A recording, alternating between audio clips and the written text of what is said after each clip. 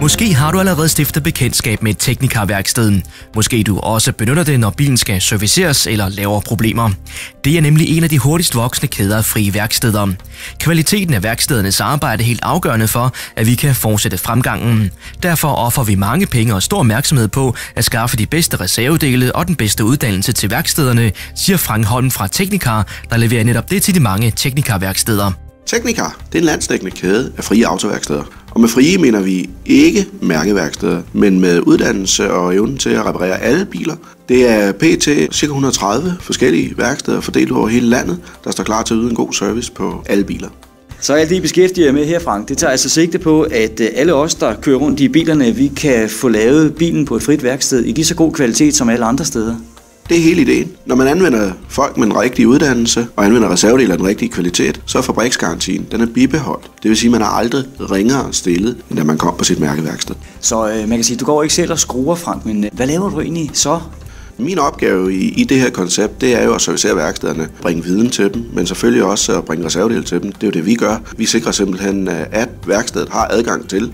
Punkt 1. Varm viden om de nye biler, således at værkstederne altid kan have de rigtige oplysninger, de skal bruge.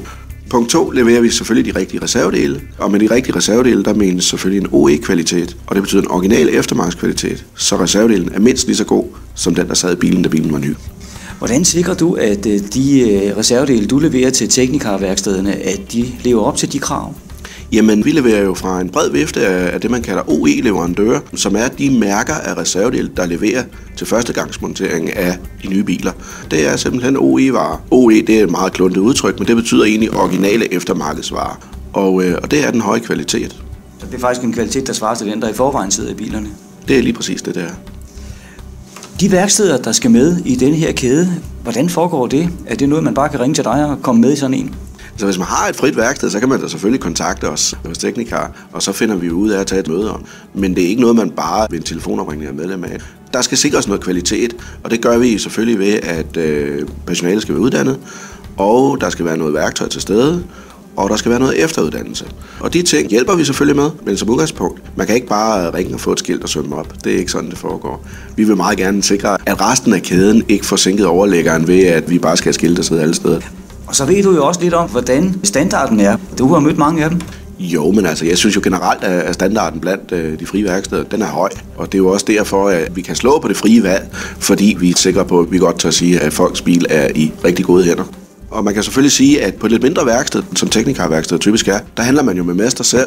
Og det vil sige, at det er jo hjerteblod for ham, at kundens bil bliver i orden, og at få brunget tingene derhen, hvor man nu har aftalt, de skal være. Der skulle gerne være en høj grad af tillid mellem mekanikeren, fordi mekanikeren også er mester, og kunden. Når man afleverer sin bil på et værksted, så vil man også gerne sikre sig, at den reservedel, der sidder, det er noget, der holder. Så hvad med garanti i forbindelse med Teknicar? Hvordan har I det med det? Jamen altså, der er jo altid sikret købeloven, og den er jo som den er i Danmark. Men jeg tør godt påstå, at man er sikret mindst lige så godt og mindst den samme garanti, som man er hos andre frie værksteder. På Teknicars hjemmeside kan du finde god råd til om, hvordan du bedst vedligeholder din bil. Du kan også læse om børn i bilen, miljømarkader og motorvejssikkerhed på ferieturen og andre gode sommertips. Du kan finde dit lokale Teknicar-værksted på www.teknicar.dk.